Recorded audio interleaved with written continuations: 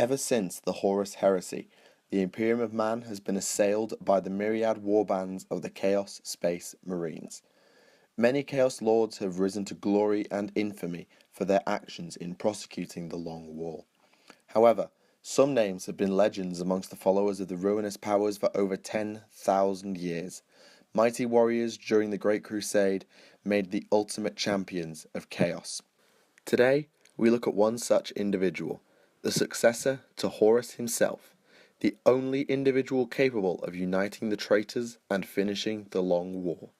A mighty champion marked by all four of the Chaos Gods, his black crusades have caused swathes of destruction and continue to assail Cadia to this day.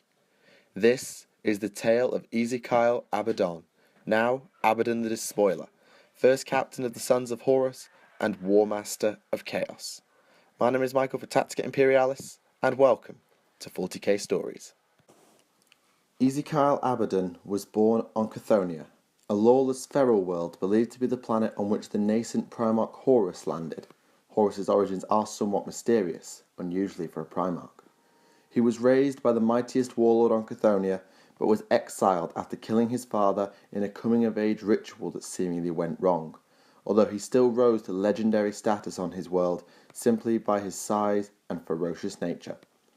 Perhaps unsurprisingly, this drew the eye of the Legiones Astartes, and so Abaddon was inducted into the Lunar Wolves, the 16th Legion who used Chthoniya as their home and recruiting world. Abaddon quickly showed himself as a mighty warrior during his training, and within a few years he had completed his meteoric rise through the ranks to become the first captain of the Lunar Wolves. Such was his prowess that he was used as the model on which the entire First Company would be based. They called themselves the Justarian. He was also gifted a custom Cataphracti pattern Terminator armor simply to accommodate his bulk and power. Abaddon was already a respected leader and fighter who found himself at the right hand of the Emperor's favoured son. Abaddon worshipped Horus as a god, seeing him just as the Warmaster saw his father the Emperor. But Horus was not an arrogant leader. Instead, he formed a council of advisors known as the Mornival to guide his decisions.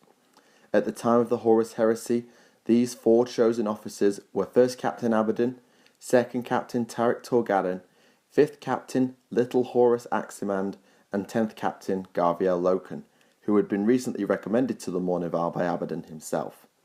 However, there was already a dark seed planted within the heart of the First Captain. Abaddon was now a member of the Lunar Wolves' Warrior Lodge, an idea conceived by Chaplain Erebus of the Wordbearers after encountering them on the world of Davin.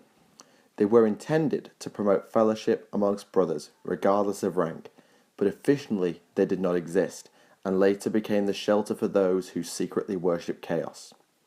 What is unknown is at what time this change happened for the Lunar Wolves, and whether Abaddon was involved in the spread of chaos throughout the 16th Legion before the incidents on Davin.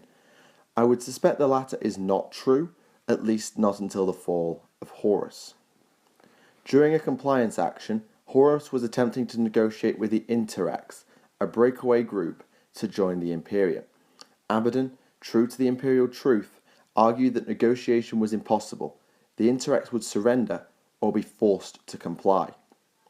And yet, this stoic and unwavering approach would be shattered when the Lunar Wolves returned to Davin, the planet on which the Warrior Lodge was conceived. Horus was mortally wounded by the new planetary governor Eugen Temba, who had been corrupted by Nurgle and wielded the Kinnebrak anatheme. Desperate and grief-stricken, Abaddon and the other leaders of the Lunar Wolves, following the counsel of Chaplain Erebus, rushed the Warmaster to the healer, who was in fact a Chaos sorcerer. Horus was exposed to the powers of Chaos, and despite the attempted intervention by Magnus the Red, he fell to the ruinous powers. Abaddon, ever loyal to his Primarch, chose to follow Horus in his betrayal of the Emperor and servitude to Chaos.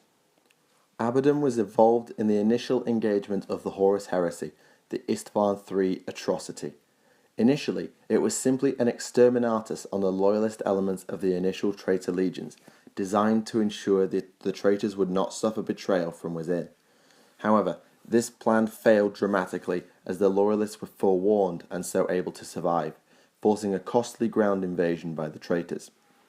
Abaddon fought his fellow Mournival member, 10th Captain Loken, as Torgadon fought Horus Aximand, and left his adversary for dead in the rubble as an orbital bombardment on the Choral City was launched. Loken was somehow able to survive, and went on to be found by Nathaniel Garrow and become a knight-errant. Abaddon went on to fight in many of the key engagements throughout the heresy, including Istvan V and Terra itself. He was not present at the moment of Horus's defeat by the Emperor, but was seemingly on the Vengeful Spirit at the time, or able to relay to it very, very fast.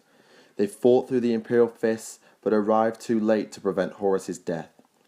Abaddon knelt by the corpse of his Gene Father and took up his Talon, the weapon that had killed Sanguinius of the Blood Angels and dealt some serious damage to the Emperor, and promised he would use it to finally kill the Lord of Mankind. He abandoned Terra, taking the sons of Horus, whose name had changed slightly earlier before the heresy, into the Eye of Terra, along with the other traitor legions. Now commanding the Vengeful Spirit following Horus's death, Abaddon led the sons of Horus into the Eye of Terra to flee the brutal loyalist reprisals known as the Scouring. The 16th Legion was now naught but broken remnants of its past glory, led by only a few surviving captains and without guidance of any sort. In a desperate attempt to fill the void left by the Primarch's death, they turned to the ruinous powers and their servants. Possession and mutation ran rife through the sons of Horus, claiming battle brothers just as certainly as the other traitor legions did as they warred amongst themselves. Abaddon, rather than submitting like his brothers, chose to leave the 16th Legion behind, taking a lone pilgrimage deeper into the Eye aboard Horus's flagship. He knew that the warring traitors would never stop fighting, but nor did he wish them to stop. In fact, he was more than willing to let the sons of Horus die in this worthless war, and would not mourn them when they did so. Instead, he used his self-imposed exile as a way to learn the secrets of the Eye, walking every world he came across to gain the necessary knowledge to wage his upcoming wars. Eventually, a member of the Sons of Horus decided to seek out Abaddon. His name was Falcus Kyber, and at some point he had led the Justarian as Abaddon had once done. He gathered his allies, a World Eater called Urkis and a Thousand Son called Chaos, as well as the trio's respective warbands who waited aboard their fleet. Kyber wished to find the Vengeful Spirit, intending to use it to destroy a fortress called Canticle City, owned by the Emperor's children. This was ordered to prevent the 3rd Legion's primogenitor Fabius Bile from cloning the body of Horus, which had been stolen from the Sons of Horus's fortress of Lupercalios in an attempt to tip the balance of the Legion war and cripple the 16th in the process. However, finding the former first captain and his flagship was no easy feat. They had been gone for hundreds of years, and the search had claimed almost as many warbands in the process. And yet Kyber had a trump card, a former Word-Bearer's chaplain called Sargon, who claimed to have walked the halls of the Vengeful Spirit and would lead the conclave to its location, the Radiant Worlds near to Imperial space.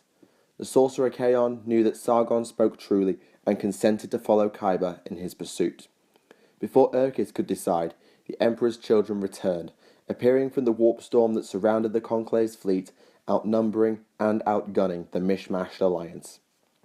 The commander of the attacking fleet, Cadilas Orlantir, demanded that they handed over the word-bearer to them, an offer refused by Chaos and Urkis. In response, Chaos' ship, the Tlaloc, was boarded, along with the wrecked Sons of Horus ship His Chosen Son, where the conclave met. Urkis' ship was destroyed, but the Thousand Son was able to transport his brethren to the Tlaloc and facilitate both their escape and the capture of Orlantir. The Radiant Worlds lay beyond a sea of warp energy known as the Fire Tide, which claimed any ship that entered it. This would normally have cut off the Tlaloc from Abaddon, and yet the Conclave were able to cut past their doom by using one of the few remaining stable webway routes in the Eye. About a Terran month later, they came across the shattered world of Ar-Ciaril, and eventually found a warship half buried at the bottom of a ravine. This was the Vengeful Spirit, powered down but intact. Travelling within, Chaos, Urkis and Orlantir came across a legionary with cannibalized armour and a heavily scarred face, but his identity was unmistakable. Ezekiel Abaddon had been found. The former first captain explained to the gathered conclave that he had summoned them via the chaplain Sargon, Others had been called for, but Chaos and co were the first to arrive. Abaddon sought warriors who had long since left their legions behind and who wished to be more than the legacy of their gene fathers. But there was also a secondary reason. Abaddon had come to know of the attempts by the Emperor's children to resurrect Horus, and knew that this could not be permitted to take place.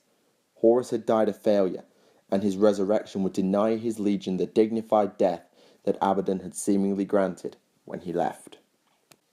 Abaddon spoke to Chaos and his allies of loyalty, comradeship, and brotherhood, things he knew that they all desired, along with Abaddon himself. They missed the unity and organization of the legions of old, and knew that the traitors were no longer truly legions. They were barbarians, raiding as they pleased and scattered into disorganized hordes. Surprisingly, given this view, Abaddon didn't want to change the current state of affairs, but rather embrace and exploit it. Many former legionaries craved to be just that again, and so the first captain wished to form a new legion, one that would not submit to the machinations of the ruinous powers for their own ends, but who would instead prosecute the new war on the Imperium and finally bring it to ruin. What he offered to those disillusioned souls, the legionaries of the traitors who missed the good old days, was a brotherhood for the brotherless. Kyber and his warband were soon reunited with his first captain, and then the combined group gathered upon the vengeful spirit with the others that Abaddon had summoned, with warriors from 4 legions present in addition to Kyber's conclave. Abaddon spoke of the eventual threat that Horus Reborn would pose and of his plan to neuter said threat before it even became an issue. He offered them a place aboard the vengeful spirit, which would sail to the Canticle City guided by the mighty machine spirit of Chaos' ship. They would be a new legion, one bound not by choice or tradition, but by their own free will. They would leave behind the shadows of their failed primarchs and forge themselves anew. A few months later, the vengeful spirit arrived at the planet of Harmony, where the Canticle City was located. They were outnumbered 20-1 by the warriors in orbit alone, but none aboard doubted their victory. They had their loyalty, they had the element of surprise, and they had the most audacious of assaults planned. They soon came under heavy fire, but it was not enough to pierce the spirit's shields. Abaddon turned to the meditating Chaos, telling him to launch the spear. And so Chaos did, releasing the burden he had carried all the way from the radiant worlds. Through his sorcerous power, he had carried and hidden his empty vessel, the Tlaloc, and now he threw it directly at the planet below.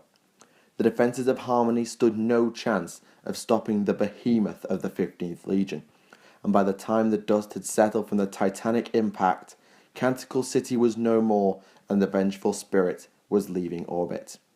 The Emperor's children followed, birth in pursuit and in exodus, but many were sent spiralling back to the surface under fire from the ancient flagship. Sargon, the word-bearer, then reported to Abaddon that their target was now in play, a vessel once known as the Pulchritudinous, but now known as the Flesh Market. Whilst he could have simply blasted the ship out of existence, Abaddon decreed that the guns stand down. His nascent legion would board the vessel instead. This would show the defining tactic of what would later become the Black Legion, overwhelming the foe and striking when the enemy was most vulnerable. Victory was of greatest import, and naught mattered compared to it. On boarding the Flesh Market, Abaddon's legion were met by a part demon abomination. They killed it, but were met by the swordsman Telemachon, who had once led the vessel. He informed them that this was the ship of the primogenitor Fabius Bile, and that only the chaos of their flight from Harmony was keeping the invaders alive. They fought on regardless, butchering the numerous obstacles in their way until they entered a large chamber. From here, Chaos was able to contact fellow sorcerer Ashur Kai on the vengeful spirit, who proceeded to open a portal between the two vessels. Through it strode the Justaeran, led by Falcus Kyber and Abaddon, wielding an ancient power sword and the talon of Horus as a poetic touch to destroy his father with his own weapon. From that point on, the battle was all but over, as the impervious Justaeran slaughtered their way through the Flesh Market with Abaddon at their head. They only paused on arrival at the Apothecarian, where they came face to face with the full horror of Baal's work. Entering the Apothecarian, the Black Legion saw before them pods holding mutated children and teens. But these were not simply youths, they were in fact clones of the 20 Primarchs. Abaddon had believed the Emperor's children would need decades to begin this process, but he was sorely mistaken. Baal then emerged, audaciously imploring Abaddon to take his side in the debate. But the first captain was having none of it, and so told Chaos to destroy the young clones, which the assembled Rubric Marines began to do. Fabius taunted Abaddon, before noticing the Talon still unmarked through the entire attack and remarking, "He will appreciate that." Abaddon inquired as to who he meant, and the answer emerged from the same chamber that Baal had been in. It was Horus Reborn, holding his signature Maul Worldbreaker and dressed in the full panoply he had worn at the Battle for Terra. He battered aside the Rubricae and charged the World Eaters who fired on him with their heavy bolters. Chaos broke the Warmaster's force shield with psychic blasts, but Horus Reborn was undeterred and smashed the sorcerer to an inch of his life. He seemed unstoppable, and then Abaddon spoke with a calm authority. "Enough." Horus swung Worldbreaker at his son, but Abaddon caught it in the Talon and the pair squared off. Horus Reborn spoke for the first time. "That is my Talon." And in response, Abaddon shattered them all in his vice-like grip. Legends would tell of glorious speeches, pleas for mercy, and impassioned judgments, but there were no such things. Instead, 5 words were spoken by either party, and Horus Reborn ended impaled on the Talon before collapsing to the ground. He called Abaddon by name, called him his son, but in response, the new Warmaster stood over the clone of the old and responded, "I am not your son," whispered to the dying Horus in his final seconds. With his father's clone destroyed, Abaddon returned to the sons of Horus, his adopted home of Malium. He saw that his father's failure had led the 16th Legion to the brink of destruction, and vowed to do the job properly and kill the corpse emperor. He also deemed his legion beyond saving, and hunted down all the remaining captains in the ruins of Malium before claiming the fealty of his brothers and proclaiming himself the new Warmaster of Chaos. Many sons of Horus kneeled willingly to their new lord, but others did not, either escaping from Abaddon or being cut down in the process. With his legion in line, the Warmaster finally destroyed all remaining clones of Horus, including the original body of his father, before casting off his shadow forever. The Viridian armor of the 16th Legion was repainted in black, and the Sons of Horus became the Black Legion, newly reinvigorated to truly wage the Long War. It is unknown of the exact timing, but in this period Abaddon also gained his secondary title, Abaddon the Despoiler. The Black Legion began recruiting, as the Warmaster's desire to re-engage the Imperium burned brighter than ever. They drew warriors from all of the other 8 remaining traitor legions. Some came for the purpose of brotherhood, others for vengeance on the Imperium, and others simply for the promise of bloodshed that Abaddon could surely lead them to. Some came for the purpose of manipulating the Black Legion for their own nefarious ends, or even to overthrow the Despoiler. All who tried were dealt with in characteristically brutal fashion, and soon Abaddon's trophy rack was bedecked with their heads as their warriors and fortresses were annihilated. No one crossed the Warmaster and lived to tell the tale, and before long only the craziest of fools would even dare to try. Abaddon was unique amongst the leaders of the traitor legions. All the surviving traitor Primarchs were now demon princes of chaos, and their subordinates had all made deals with the Neverborn in one form or another. By contrast, Abaddon saw Horus's thrall to the dark gods as his downfall in the heresy, and he vowed that while he would work with them, he would never serve them. For some reason, the Chaos gods became content with his arrangement, and empowered Abaddon as their champion of Chaos Undivided. There are a couple of theories as to how this happened. Some say he is in fact a pure genetic clone of Horus, and shares the Primarch's blood. Others say he is a construct of the Chaos Gods themselves, the incarnation of their hatred for the Emperor and humanity. Others still say his sheer gall and audacity just won them over. Whatever the case, Abaddon has the greatest free will among the servants of the ruinous powers. With the gods' favour won, his original legion under control, and his new one expanding rapidly, Abaddon began to use the knowledge he had gathered during his pilgrimage to further increase his power. He had learned how to harness the power of the demonic, and discovered that the worlds scattered through the Eye of Terror contained innumerable arcane relics and weapons that he could turn upon the unknowing galaxy. 500 years after his flight into the Eye, Ezekiel Abaddon returned to exact his vengeance upon the Imperium. The Black Legion came at the head of a vast horde of traitors, the largest seen since the Battle for Terra, and further reinforced by their demonic allies. They smashed through the worlds nearest the Eye, with only the fortress world of Cadia able to resist their advance. This was the first of what would become known as the Black Crusades. Eventually the traitors were repulsed by many of the second founding Space Marines, along with the Titan legions, but such was the torment and despair that Abaddon had unleashed, that the Dark God saw fit to reward him with the location of the Tower of Silence on the world of Uralan. Bypassing the Cadian Gate, the Black Legion made planetfall on the planet that was whispered by many to be the home of the secrets of the gods. They repulsed the Guardians of the Tower, and Abaddon entered the heart of the planet, a seemingly endless labyrinth haunted by the souls of the dead who wished to claim the Warmaster for their own. Eventually, Abaddon found a shard of darkness suspended in the air at the heart of the labyrinth, and when he reached within, he felt the hilt of a sword in his hand. He yanked back on the hilt, and the demon sword Draknien took form in reality. This blade is feared even by demons, for it drinks the power of the Immaterium and can cut through anything.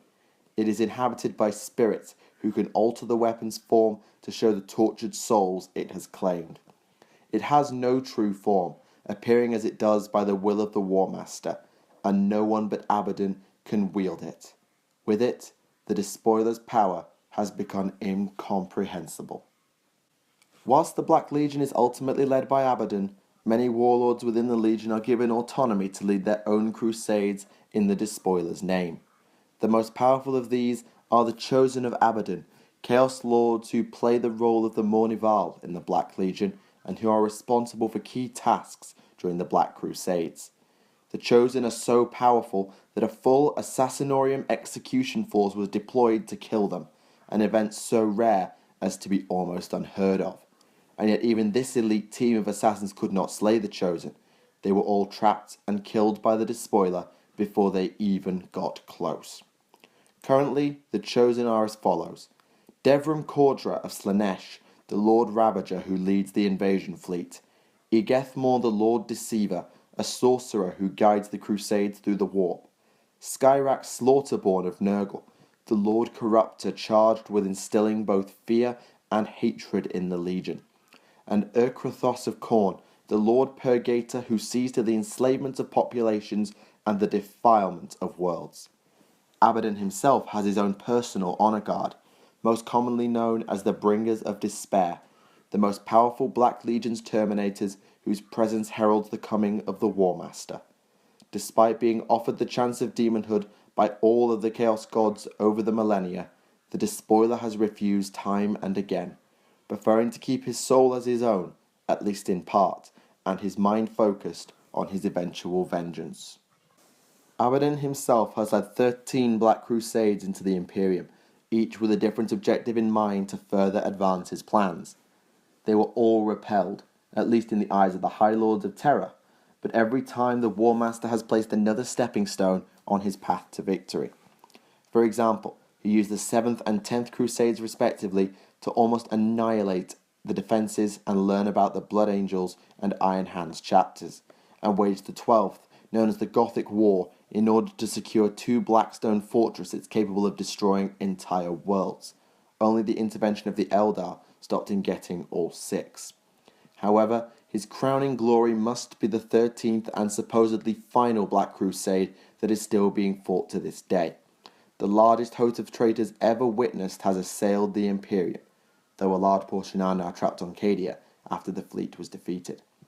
Abaddon has struck a deal with the Chaos God's chosen Primarchs, enlisting their aid and the service of their warriors in return for various artifacts or favours, possibly leading to their eventual return to the material realm to see their father destroyed and the Long War won.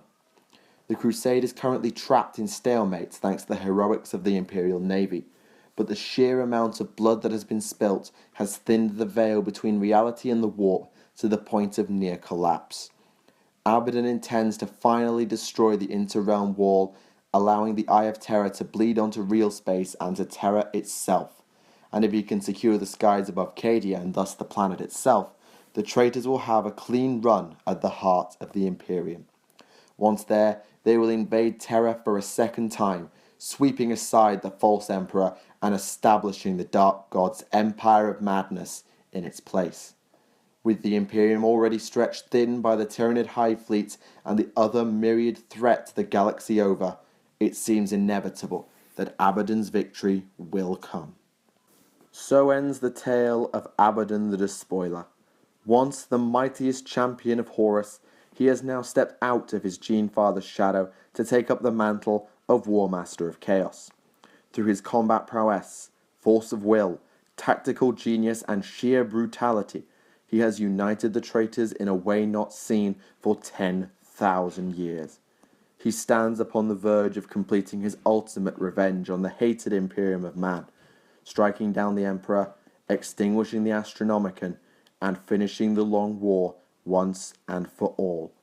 He is the ultimate champion of Chaos Undivided, blessed by all four of the Dark Gods, and his is the hand by which mankind shall finally fall. This marks the end of Champions of Chaos, our 40k Stories mini-series.